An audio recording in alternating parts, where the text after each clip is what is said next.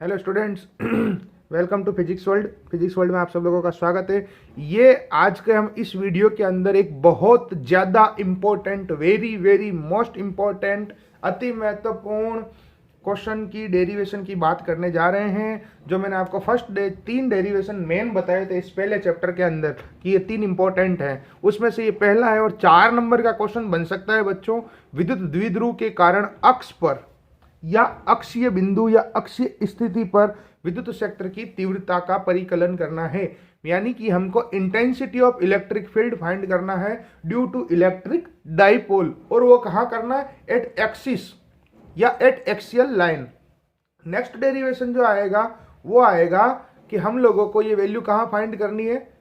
निरक्ष पर। जो अगला डेरिवेशन आएगा उसमें हम करेंगे निरक्ष पर, मीन्स इक्वेटोरियल पर। कहां पर करेंगे बच्चों? इक्वेटोरियल के ऊपर। तो ये बहुत ज्यादा इंपॉर्टेंट क्वेश्चन बन जाता है। इसमें मैं स्टार लगा देता हूं। 4 नंबर का क्वेश्चन बनने लायक है ये, ठीक है। 4 नंबर का पहला डेरिवेशन पढ़ने जा रहे हो आप इस चैप्टर का। कल भी हमने वैसे एक डेरिवेशन पढ़ा था, लेकिन वो छोटा सा था, इतना इंपॉर्टेंट नहीं है। हालांकि उसको भी करना है आपको, ऐसा नहीं कि आप लोग भूल जाओ उसको, ठीक है। अब ध्यान से सुनना, चित्र में बना देता हूं, डायग्राम में बना देता हूं। लैंग्वेज जो बनेगी डायग्राम की, चित्र की जो भाषा होगी, वो मैं 2-3 बार यही वीडियो में बोल दूंगा ताकि आप वीडियो देख के लैंग्वेज लिखें।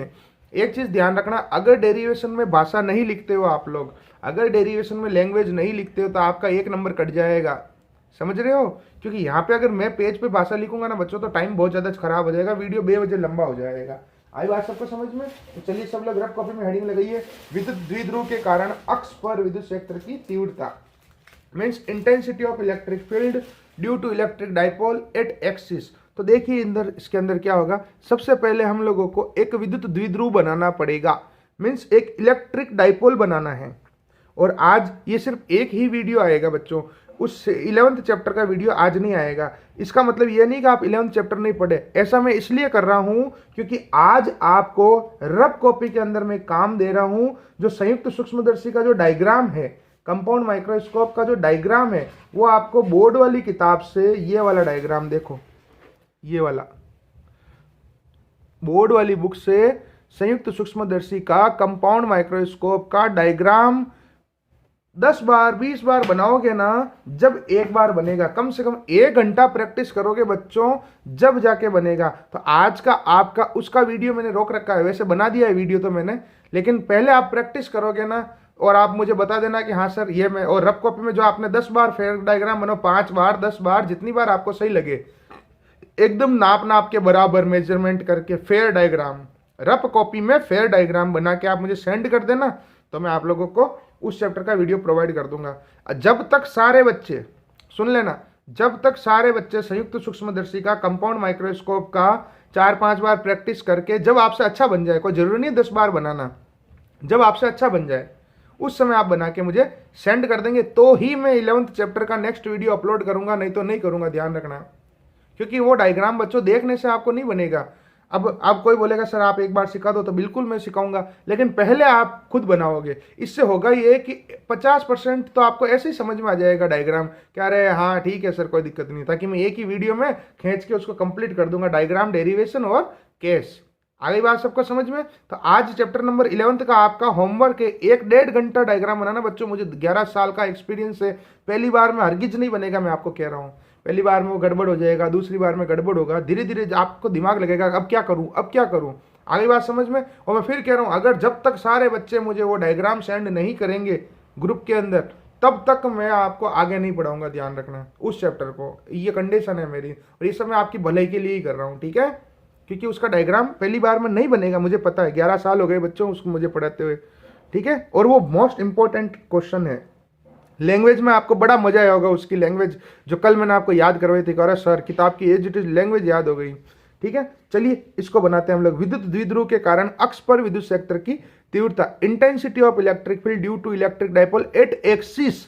अगर आपको प्रश्न संख्या 28 के अंदर अक्ष दिख गया, एक्सिस दिख गया, इलेक्ट्रिक डाइपोल दिख गया, विद्युत द्विध्रुव दिख गया, और इंटेंसिटी या इलेक्ट्रिक फील्ड पूछा है, विद्युत क्षेत्र की तीव्रता, तो ये डेरिवेशन छपेगा।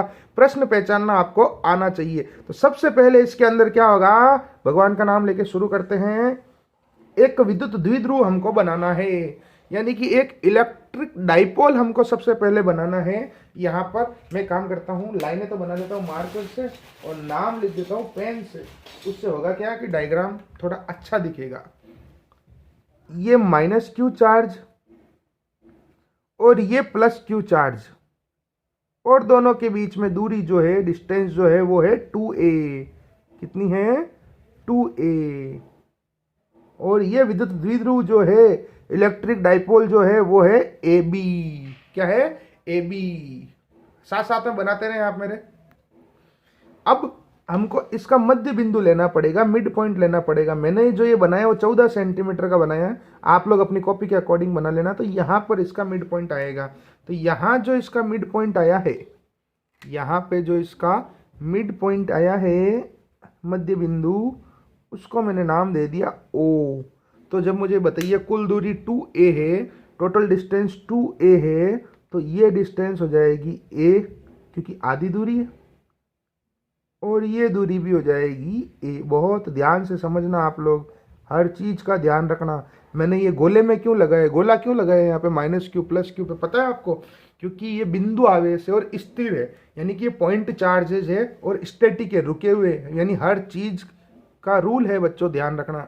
ऐसे अपनी मर्जी से मैं कुछ नहीं करता हूँ, समझ गए? अब एक चीज ये ध्यान रखना आप लोग, इसके अंदर 3 दिशाएं आएगी। इस डायग्राम के अंदर कितनी डायरेक्शंस आएगी? वेक्टर की 3 दिशाएं आएगी, याद रखना है। 3 डायरेक्शंस। तो आप लोग इसकी हेडिंग लगाओ तो ब्रैकेट में लिख लेना 3 डायरेक्शंस, ताकि आपको याद हो जाएगा कि अच्छा इसमें सदिश की 3 दिशाएं लगानी है, वेक्टर की 3 डायरेक्शंस लगानी है। वो कहाँ कहाँ क्या क्या लगानी है मैं भी बताता हूँ आपको। यहाँ तक आप लोगों ने बना लिया होगा। अब इसके मध्य बिंदु O से, कहाँ से? इसके मध्य बिंदु O से, मिड पॉइंट O से, यहाँ से R डिस्टेंस पर कोई पॉइंट P है यहाँ पर हवा में, और ये है बिंदु अक्ष पर। मीन्स ये जो पॉइंट है वो एक्सिस पर है, इसी को बोलते हैं अक्ष। आ गई बात आपको समझ में? अब आपको क्या करना है, डायग्राम को गंदा नहीं करना है, इसलिए एक ही बार लाइन बनानी है। मैं तो यहाँ पे डबल बना देता हूँ, आपको एक ही बार बनानी है। और ये जो दूरी मैंने ली है, ये जो डिस्टेंस मैंने ली है P पॉइंट की, वो कहाँ से ली है? मिड पॉइंट O से R दूरी पर, मध्य बिंदु O से R दूरी पर बिंदु P है। यहाँ तक उम्मीद करता हूँ सबको पता चल गया होगा कि हाँ सर ठीक है, चलने दो, कोई दिक्कत नहीं। और अगर ये 90 डिग्री में, 90 डिग्री में ऊपर होता तो वो होता निरक्ष वाला, उसको हम कल पढ़ेंगे, इक्वेटोरियल वाला। ठीक है। अब इस डायग्राम के अंदर जो मैंने कहा था 3 दिशाएं आएगी, 3 डायरेक्शंस आएगी, वह कहाँ कहाँ आएगी? तो आप लोग ध्यान रखना कि इस प्लस के कारण जो विद्युत क्षेत्र की तीव्रता है, इस प्लस के कारण जो इंटेंसिटी है वो हम ले रहे हैं E1, और इस माइनस के कारण जो इंटेंसिटी ले रहे हैं, माइनस के कारण जो विद्युत क्षेत्र की तीव्रता ले रहे हैं वो ले रहे हैं E2। तो ध्यान रखना आप लोग, प्लस के कारण तो दिशा होती है बाहर की ओर, तो ये वेक्टर E1 स्केल से बनाना हो, ये लाइन को भी स्केल से बनाना सीधी, और माइनस के कारण होगी अंदर की तरफ। ये वेक्टर का रूल है, सदिश का नियम है कि प्लस के कारण जो विद्युत क्षेत्र की तीव्रता होती है, यानी प्लस के कारण जो इंटेंसिटी होती है बाहर की तरफ होती है, माइनस के कारण अंदर की तरफ होती है। तीसरी दिशा आप सबको पता है वेक्टर P की, ये रही वेक्टर P जो हमने एक दिन पढ़ा था, विद्युत द्विध्रुव आघूर्ण। तो देखो 3 जगह सदिश लगे कि नहीं लगे? 1 2 और 3 जगह वेक्टर लगे ना, 1 2 एंड 3। इसलिए मैंने ऊपर हेडिंग लगा दी ब्रैकेट में कि भी 3 दिशाएं, ताकि आपको याद रहे कि हाँ 3 डायरेक्शन है। ध्यान रखना आप लोग, बहुत ध्यान रखना कि ये दूरी है 2a, ये a, और O से लेके P बिंदु की दूरी है R, ये वाली जो दूरी है वो है R। और प्लस के कारण जो इंटेंसिटी है, प्लस के कारण जो तीव्रता है वो बाहर की तरफ जा रही है E1, और माइनस के कारण जो तीव्रता है वो अंदर की तरफ है इंटेंसिटी। और ये वेक्टर P की डायरेक्शन तो माइनस क्यू से प्लस क्यू ही होती है। ये बन गया डायग्राम। एक बार मैं इसको जूम आउट कर दूं, वैसे जरूरत नहीं है जूम आउट की, बराबर दिख रहा है, कोई दिक्कत नहीं है। अब बारी आती है साली इसकी भाषा की, लैंग्वेज की। तो चलिए शुरू करते हैं इसकी भाषा। मैं बोलता हूं और आप लोग पहले सुनो, अभी लिखना नहीं है, पहले सुनो, देखो पप्पा क्या कह रहे हैं। देखो मेरे स्कूल के जो बच्चे हैं वो पप्पा ही कहते हैं मेरे को, इसलिए आपको सबसे पहले हिंदी में क्या लिखना है बताता हूं मैं। चित्रानुसार माना कि AB एक विद्युत द्विध्रुव है। चित्रानुसार माना कि AB एक विद्युत द्विध्रुव है। और ये जो कोने कोने है ना उनको गहरा कर दो, ये वाला कोना, ये जो बिंदु है ना मिड पॉइंट, ये B और P तो ऑलरेडी गहरा ही है, ताकि थोड़ा डायग्राम अच्छा लगेगा। ठीक है। चित्रानुसार माना कि ए बी एक विद्युत द्विध्रुव है जिसमें -q और +q आवेश परस्पर न्यूनतम दूरी 2a पर स्थित हैं। चित्रानुसार और कोई जरूरी नहीं आप ये की ये भाषा लिखो, जो आपको डायग्राम में दिख रहा है ना वो आप भाषा लिख सकते हो, 5-7 लाइन लिखनी है, लेकिन जो एग्जैक्ट है मैं बता देता हूं। चित्रानुसार माना कि ए बी एक विद्युत द्विध्रुव है जिसमें -q और +q आवेश परस्पर न्यूनतम दूरी 2a पर स्थित हैं। यदि इसका मध्य बिंदु O होगा तो AO बराबर OB बराबर A होगा। यहां तक भाषा। Let us consider that AB is an electric dipole. Let us consider that AB is an electric dipole in which -q and +q charge are placed at minimum distance 2a. Let us consider that AB is an electric dipole in which -q and +q charge is placed at minimum distance 2a. If its midpoint is O, then AO is equal to OB is equal to A small a. आई बात समझ में? यहाँ तक भाषा। अब सुनिए एक बार फिर से बोलता हूं और आप वीडियो को रिवाइंड कर करके देख लेना अगर आपको लिखनी है तो, और लिखनी ही है, नहीं लिखोगे नंबर कट जाएंगे, उसकी समस्त जिम्मेदारी आपकी है। चित्रानुसार माना कि ए बी, जो आपने डायग्राम बनाया वो लिखना है और कुछ नहीं है। चित्रानुसार माना कि ए बी एक विद्युत द्विध्रुव है जिसमें -q और +q आवेश परस्पर न्यूनतम दूरी 2a पर स्थित है। यदि O इसका मध्य बिंदु है तो AO बराबर OB बराबर A होगा। क्या हो गई भाषा इसकी? Let us consider that AB is an electric dipole in which -q charge and +q charge is placed या are placed at minimum distance 2a.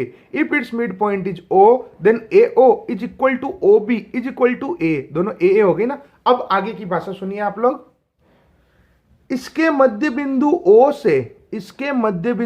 O से R दूरी पर अक्ष पर कोई बिंदु P स्थित है जहां हमें विद्युत क्षेत्र की तीव्रता का मान ज्ञात करना है। Means from its mid point O at distance R there is a point P on axis where we have to find the intensity of electric field. यानी कि इसके मध्य बिंदु O से R दूरी पर कोई बिंदु P स्थित है। कहां स्थित है? अक्ष पर, जहां हमें विद्युत क्षेत्र की तीव्रता का मान ज्ञात करना है। Means from its mid point O at distance R there is a point P where we have to find the intensity of electric field due to this electric dipole. ये हुई इसकी लैंग्वेज। अब इस +q के कारण जो विद्युत क्षेत्र की तीव्रता है वो बाहर की तरफ जा रही है, वो वेक्टर E1 है। यानी +q के कारण विद्युत क्षेत्र की तीव्रता वेक्टर E1 है और -q के कारण विद्युत क्षेत्र की तीव्रता वेक्टर E2 है। और विद्युत द्विध्रुव आघूर्ण वेक्टर P की दिशा -q से +q की ओर है। मीन्स +q के कारण विद्युत क्षेत्र की तीव्रता वेक्टर E1 है और -q के कारण विद्युत क्षेत्र की तीव्रता वेक्टर E2 है और वेक्टर P की दिशा -q से +q है। हो गई भाषा पूरी।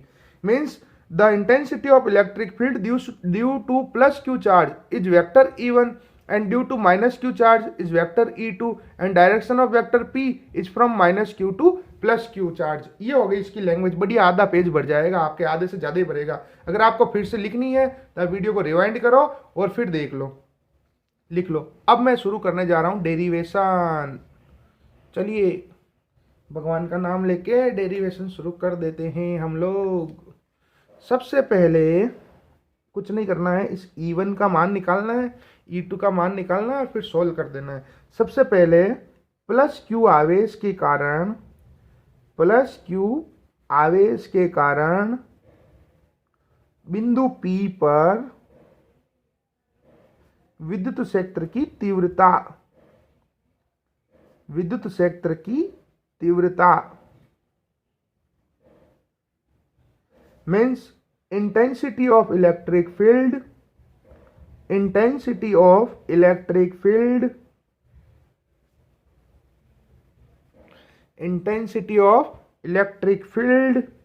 due to +q charge at point P वो हो जाएगी E1। और डेरिवेशन में आपको सदिश नहीं लगाना है, वेक्टर नहीं लगाना है, कोई दिक्कत नहीं है। ठीक है, कल लगाएंगे हम लोग जब वो निरक्ष वाला करेंगे ना, इक्वेटोरियल वाला। 99% डेरिवेशन में कभी भी चलते डेरिवेशन में सदिश वेक्टर नहीं लगता है।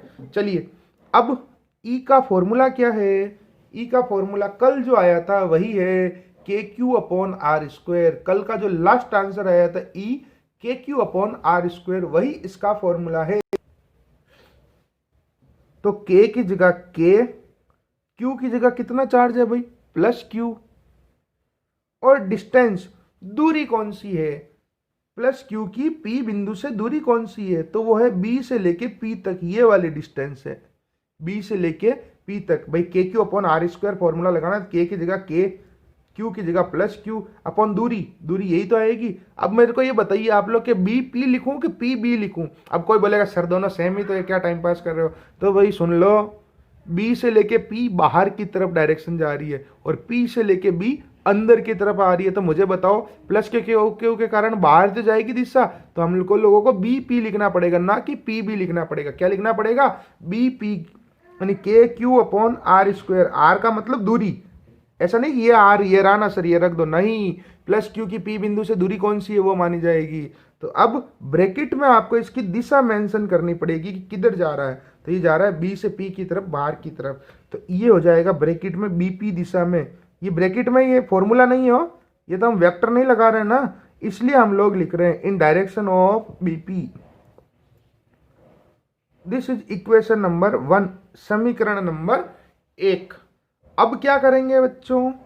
समीकरण 1 तो दे दी इसको, पहले इस बीपी का मान निकालेंगे हम लोग। यहाँ पे यही निकालना है कि आगे निकालें? चलो यही निकाल लेते हैं, ऐसा करते हैं, फिर इसको समीकरण 1 मत दो, ऐसा करो। बीपी का मान कितना है? बीपी का मान जो है वो कितना है? वो है आर माइनस ए। कैसे है? आइए चित्र में देखते हैं। चित्र को जूम करते हैं, डायग्राम को, और इसका पोस्टमार्टम करते हैं कि साली डिस्टेंस कैसे है।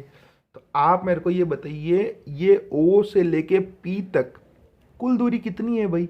ओ से लेके पी तक कुल डिस्टेंस है आर, देखो ये लिखी हुई है, ओ से लेके पी तक कुल दूरी है आर। और ओ से लेके बी तक कितनी है भाई? ए। तो इस पूरी में से ये वाली अगर माइनस हो जाएगी तो ये आ जाएगी कि नहीं आ जाएगी भाई? इस पूरी में से ये टुकड़ा माइनस कर दिया तो ये आ जाएगा कि नहीं आ जाएगा? तो पूरे की वैल्यू आर, इसकी वैल्यू ए, तो आर में से ए गया तो बीपी की वैल्यू आ जाएगी कि नहीं आ जाएगी? बिल्कुल आ जाएगी। वेरी गुड, शाबाश मेरे मिट्टी के शेरों। तो बीपी का जो मान आ जाएगा, बीपी की जो वैल्यू आ जाएगी वो आ जाएगी आर माइनस ए का होल स्क्वायर। अब इसको दे दिया मैंने समीकरण नंबर 1, इक्वेशन नंबर 1। अब क्या करेंगे बच्चों? अब हम लोग इस माइनस क्यू के कारण इस पी पॉइंट पे इंटेंसिटी फाइंड करेंगे, यानी माइनस क्यू के कारण निकालेंगे, फिर दोनों को जोड़ देंगे। ठीक है? अब देखिए आप लोग, और अगर आपको पूरा कोर्स ज्वाइन करना है फिजिक्स का, अगर आप लोगों को फिजिक्स का यूट्यूब का कंप्लीट कोर्स ज्वाइन करना है, क्रैश कोर्स, जिसके अंदर आपको 80-90 डेज में कंप्लीट कोर्स करवाया जाएगा, तो आप लोग इस मोबाइल नंबर पर कॉल कर सकते हैं। जिसने क्रैश कोर्स ज्वाइन नहीं किया है वो इस पे कॉल करके अपना एडमिशन ले सकता है। ठीक है? ये 2 नंबर हैं। बाकी जो वीडियो का जो कमेंट बॉक्स है और डिस्क्रिप्शन है, वहाँ पर एप्लीकेशन फॉर्म का लिंक भी दिया गया है, वहाँ से भी डाउनलोड कर सकते हैं, जिसने अभी तक एडमिशन नहीं लिया और पूरा कोर्स पढ़ना चाहता है। ठीक है? ये जो वीडियो है हमारा क्रैश कोर्स का वीडियो है, इसको मैं पब्लिक करने वाला हूँ ताकि इसको सब लोग देख सके। ओके? ताकि अगर किसी को पढ़ना है पूरा कोर्स तो वो इन नंबर्स पे संपर्क करे, आपको एडमिशन मिल जाएगा। माइनस क्यू आवेश के कारण बिंदु P पर विद्युत क्षेत्र की तीव्रता, विद्युत क्षेत्र की तीव्रता, यानी कि अब हम लोग क्या कर रहे हैं, इस माइनस क्यू के कारण फाइंड कर रहे हैं। Means intensity of electric field, intensity of electric field due to minus q charge at point P। तो चलिए जल्दी से निकाल देते हैं। E की जगह क्या आ जाएगा भाई? E2। K की जगह K, आवेश कितना है चार्ज? माइनस क्यू, तो माइनस को आगे लगा दिया, अपॉन दूरी कितनी है, माइनस क्यू की P से दूरी कितनी है? ए से लेके पी तक ये कुल दूरी है। तो मुझे बताइए ए पी लिखूं या पी ए लिखूं? Again same drama, A P लिखूं या पी ए लिखूं? कोई बोलेगा सर फिर टाइम पास, ये तो सेम है। तो सुन लो भाई, ए से पी बाहर की तरफ हो गया, पी से ए अंदर की तरफ हो गया। तो तुम्हारी बुआ ये देखो E2 की डायरेक्शन किधर है? अंदर की तरफ। तो पी ए लिखा जाएगा। क्या लिखा जाएगा? पी ए का स्क्वायर, और ब्रैकेट में लिखना पड़ेगा आपको पी ए दिशा में, इन डायरेक्शन ऑफ पी ए। अब बात आती है यहां पे कि सर इस पी ए का मान कितना है, इस पी ए की वैल्यू कितनी है? तो आइए डायग्राम को बच्चों जूम करते हैं और करते हैं इसका पोस्टमार्टम। ये देखिए आप लोग, और जूम करते हैं साले को। हमारे पास में हाई क्वालिटी कैमरा है ना, इसका यूज कर लेते हैं। आपने अपनी जिंदगी में कभी सोचा कि हमारे मोबाइल से कभी पढ़ाई भी हो सकती है? स्कूल वाले बच्चों ने तो जिंदगी में नहीं सोचा होगा, कभी नहीं सोचा होगा। जो स्कूल में पढ़ते हैं पूरे राजस्थान के अंदर, कि सर हम मोबाइल से कभी पढ़ाई भी कर सकते हैं क्या? कभी नहीं सोचा होगा। तो ये जो भी माहौल चल रहा है बहुत अच्छा है बच्चों, और ये आने वाला भविष्य यही है पढ़ाई का। इसका फायदा भी है। आप मान लो इस टॉपिक को वापस पढ़ना चाहते हो तो भी पढ़ सकते हो। और मान लो कोई बच्चा सर मैं तो रात को 2 बजे पढ़ना चाहता हूँ, अब रात को 2 बजे कौन सी क्लास लगती है? तो आप वीडियो देख सकते हैं। ये पी से लेके ए तक कुल दूरी कितनी होगी? टोटल डिस्टेंस कितनी होगी? तो यहां से यहां तक डिस्टेंस है आर। देखो ये रही आर, ये रही आर, देखो ये वाली। इस आर के अंदर ये वाला टुकड़ा ऐड हो जाएगा तो आ जाएगी ना टोटल डिस्टेंस। तो यहां से यहां तक आर, यहां से यहां तक ए, यानी कि आर प्लस ए कितनी हो जाएगी? आर कितनी हो जाएगी value? R plus a. Very good बच्चों, शाबाश। तो E2 का वैल्यू जो आ गई माइनस के q upon R plus A का होल स्क्वायर, समीकरण नंबर 2। अब आपको एक जादू दिखाता हूँ। जादू ये है कि कोई बच्चा बोलेगा कि सर मान लीजिए मेरे को इसको याद करना हो तो कैसे करूँ? तो बेटा बहुत सिंपल है। ऊपर यहाँ पे देखो प्लस है, मतलब कुछ नहीं है तो प्लस ही है, तो नीचे आ गया माइनस, याद हो गया। और यहाँ ऊपर माइनस आ रहा है इसलिए नीचे आ गया प्लस। अब अधिकतर बच्चे खुश हो गए कि सर काश पहले ही बता देते, लपड़ा ही नहीं होता, इतना याद हो गया। तो ये तो याद करने की ट्रिक है। अगर ऊपर प्लस है तो नीचे माइनस, और ऊपर माइनस है तो नीचे प्लस। चलिए यहां तक डेरिवेशन हो गया। अब हम लोग क्या करेंगे? कुल तीव्रता ज्ञात करेंगे, टोटल इंटेंसिटी फाइंड करेंगे। तो कुल तीव्रता के लिए हम लोग क्या करेंगे? देखो इधर भाई, कुल के लिए क्या करते हैं मुझे एक बात बताओ। टोटल कभी भी कोई चीज टोटल फाइंड करनी होती है तो हम क्या करते हैं? जोड़ते ही तो हैं। अब यहाँ पे कुछ लोग क्या करते हैं? सदिश लगाते हैं, वेक्टर लगाते हैं, घटा देते हैं, तो गलत हो जाता है बच्चों, ध्यान रखना।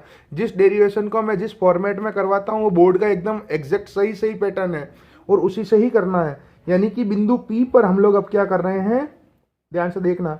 बिंदु P पर कुल तीव्रता, कुल विद्युत क्षेत्र की तीव्रता, बिंदु P पर कुल विद्युत क्षेत्र की तीव्रता means total intensity of electric field at point P। तो कुल कैसे ज्ञात करते हैं बताओ मुझे। क्या आपके पास 10 रुपए आज है, 5 रुपए कल थे, कुल कितने हो गए? 15 रुपए। टोटल जोड़ते हैं ना, तो E बराबर E1 प्लस E2, ये हो जाएगी समीकरण नंबर 3। अब आपको कुछ नहीं करना है, पीछे वाली समीकरणों से यहाँ पे मान रख देना है। समीकरण 1, 2 व 3 से बाय इक्वेशन 1, 2 एंड 3। तो टोटल इंटेंसिटी E बराबर, ध्यान से देखते जाना अब कैलकुलेशन का मजा, कि E1 की वैल्यू के q upon are minus A का होल स्क्वायर प्लस ये फॉर्मूले वाला, फिर E2 की वैल्यू है माइनस के q upon R plus A का होल स्क्वायर। कोई बोलेगा सर यहाँ आपने ब्रैकेट क्यों लगाया, यहाँ तो नहीं लगाया? तो बेटा यहाँ दो चिन्ह एक साथ आ गए प्लस माइनस, इसलिए लगाया भाई, मेरे को कोई शौक थोड़ी ना है।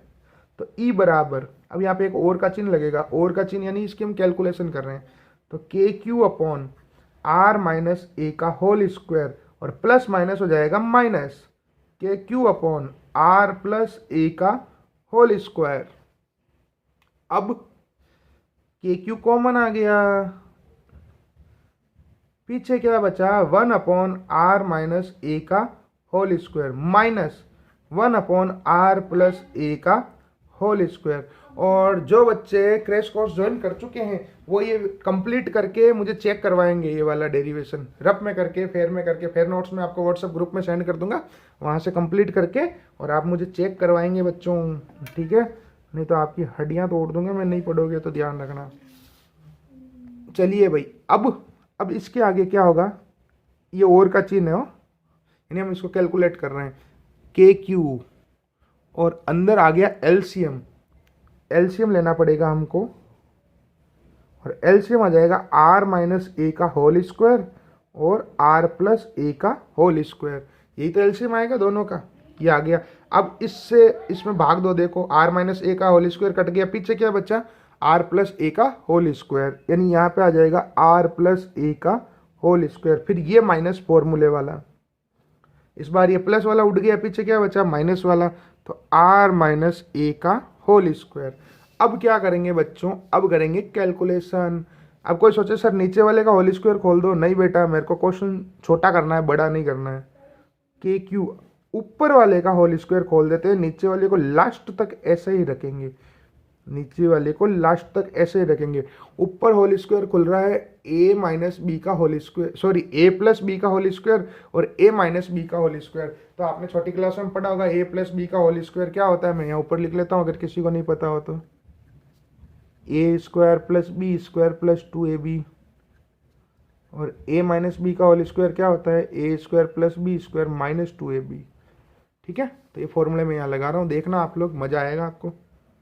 E इज इक्वल टू के क्यू, अरे यही तो लगाना है सॉरी, ए प्लस बी का whole square, A square plus B square, मतलब ये ए स्क्वायर प्लस बी स्क्वायर, जो यहाँ लिखा हुआ है प्लस ये लिखा हुआ है, प्लस 2ab 2ra, फिर माइनस ये वाला।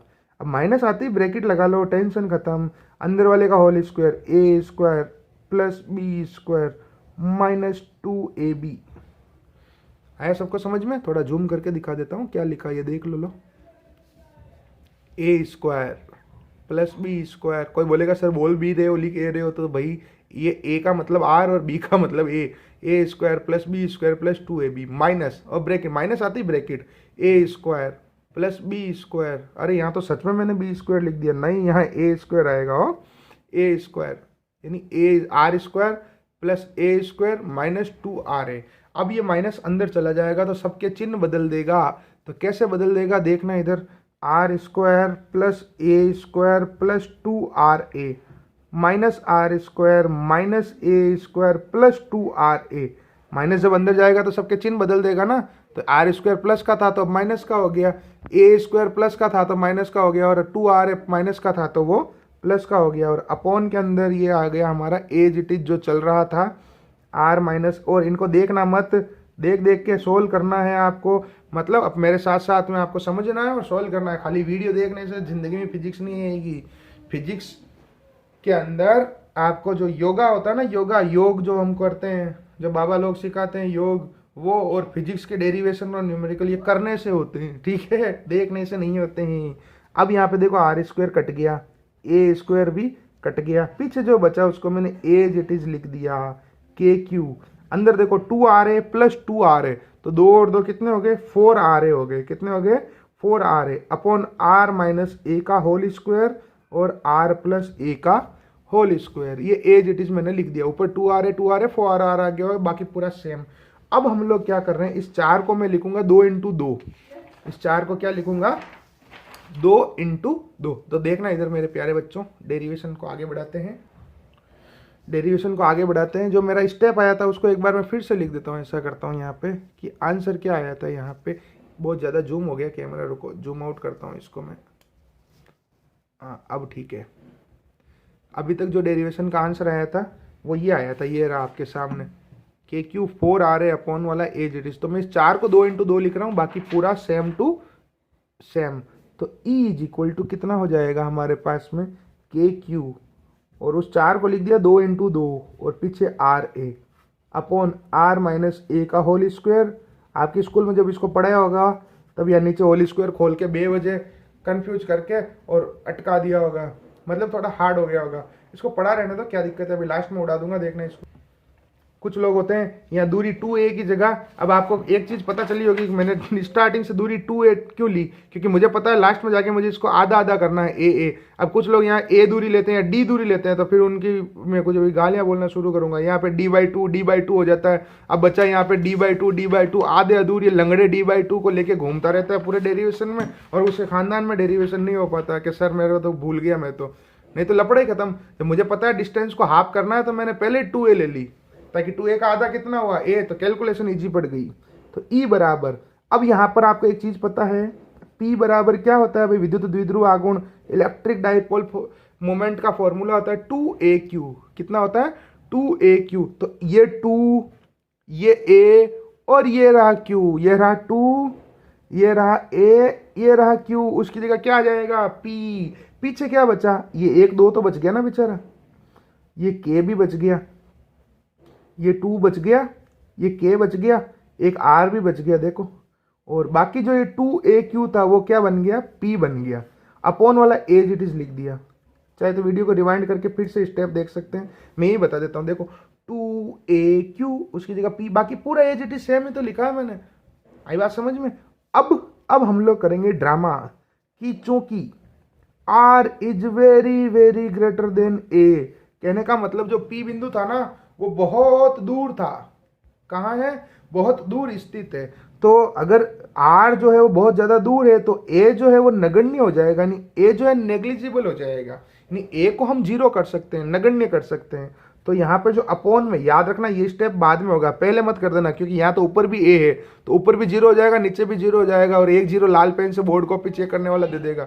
इसलिए ये यहाँ पे करना है, पहले उस a को उड़ा दिया हमने, p बना दिया, उसके बाद में ये याद रखना है।